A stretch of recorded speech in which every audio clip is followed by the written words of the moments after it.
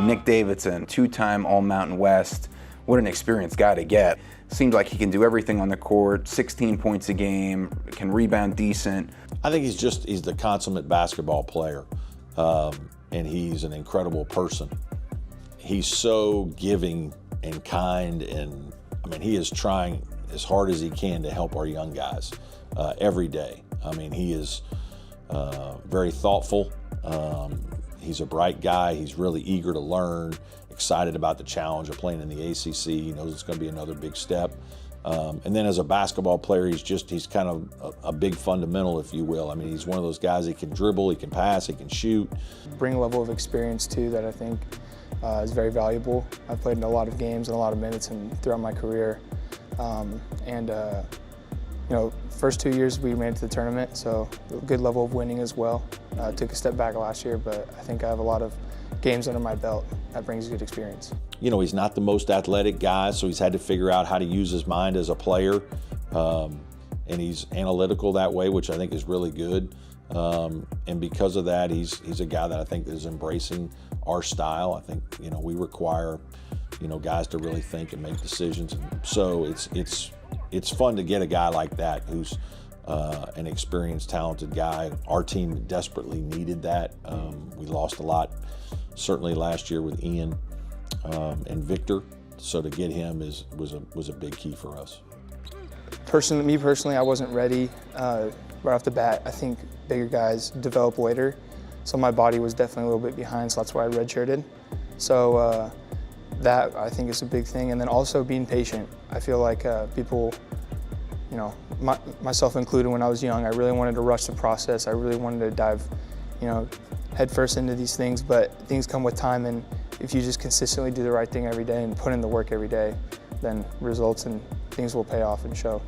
So you got a very athletic family, you know, both parents, Nevada athletes.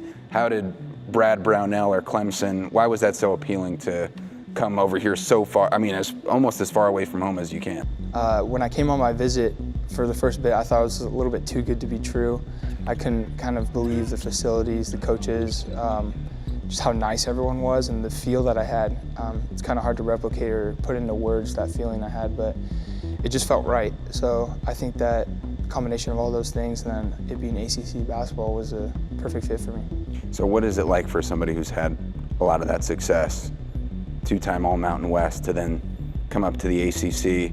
I mean, I know you seem like a very humble guy, but you've had a lot of success to then challenge yourself to another league level. Like, what's the feeling or excitement that you have with that?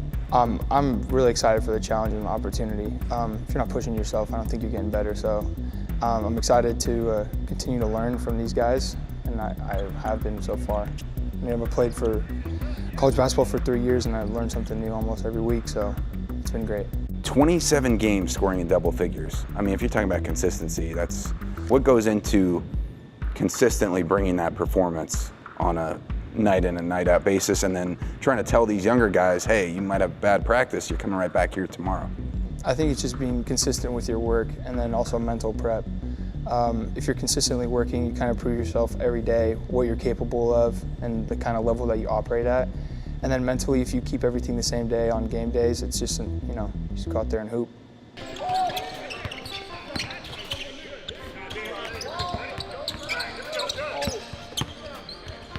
I really love this guy's consistency. I mean, you pointed it out, but played in 110 games. Yeah. Started all 77 games the last 2 seasons he played at Nevada.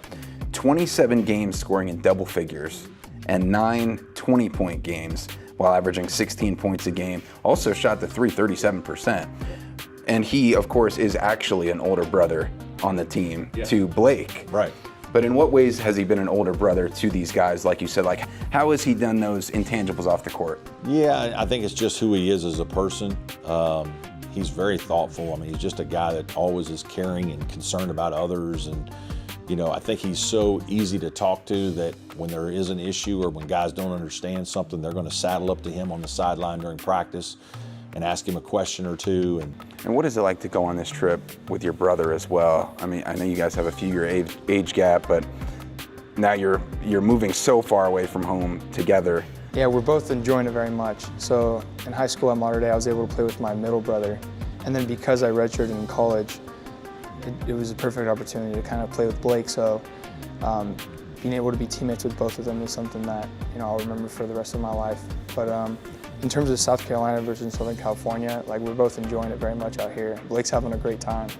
I'm enjoying myself as well.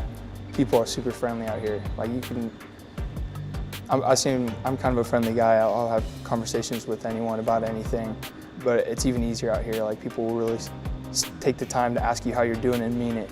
And I think that's super, super awesome. He's going to go out of his way to make sure to include people. Hey, we're going to dinner, and he's going to make the extra phone call to a couple guys, see if they want to go with him. He's just very inclusive. I mean, he's just, again, a very kind-hearted, good person, great character, guy you love to coach. It's a privilege to coach a young man like that. RJ was talking about the church movement that you guys have led to rally the troops, go to church, get everybody together, Bible studies and things like that. How did that start? Where did that come from? And then for you to come in so quickly and like galvanize everybody through faith, how has that experience been for you?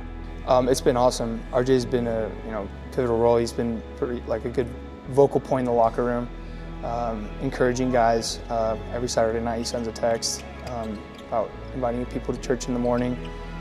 Jake and Carter do a good job of that as well. And I want to give a shout out to Bobby, who's been our athletes in action. We actually just had breakfast and Bible study at his house yesterday, which was awesome. So we have a kind of an in-house system that allows us to, be together and share our faith and have a little companionship in Bible study, which is nice.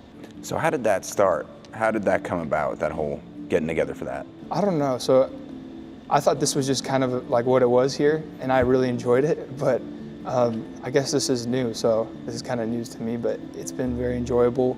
RJ kind of got connected with Bobby and Athletes in Action and brought them over here, and it's been good. It's been growing. We've had a bunch of team members, people show up, and then even managers and grad assistants as well. So when you extend that invitation, because it's an encouraging thing, but it's like a touchy barrier to break, how do you go about inviting somebody, encouraging them, and then trying to shepherd them through the process?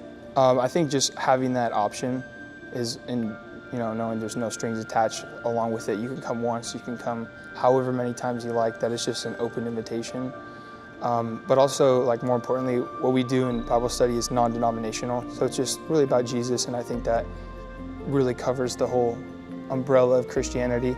There's a bunch of different factions within there, and I mean, I'm Catholic, RJ's Christian, and then we got Carter and Jake who are LDS. So that's a pretty wide range, but we can all unify under our love of Jesus Christ. Like, what beliefs have you guys shared, or like some of those conversations, if you could take me behind the curtain on that?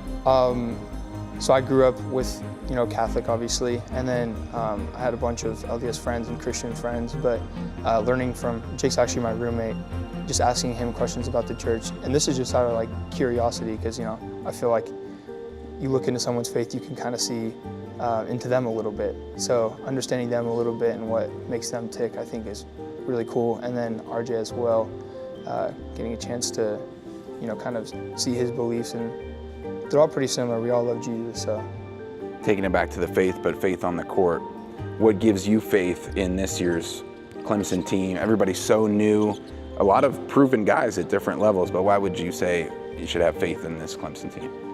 I think that people should have faith, or at least I have faith in this team because of how hard we work, and I think the coaches have been, they have a proven track record as well. So, give credit to us and our coaches as well, but we're going to fight for everything.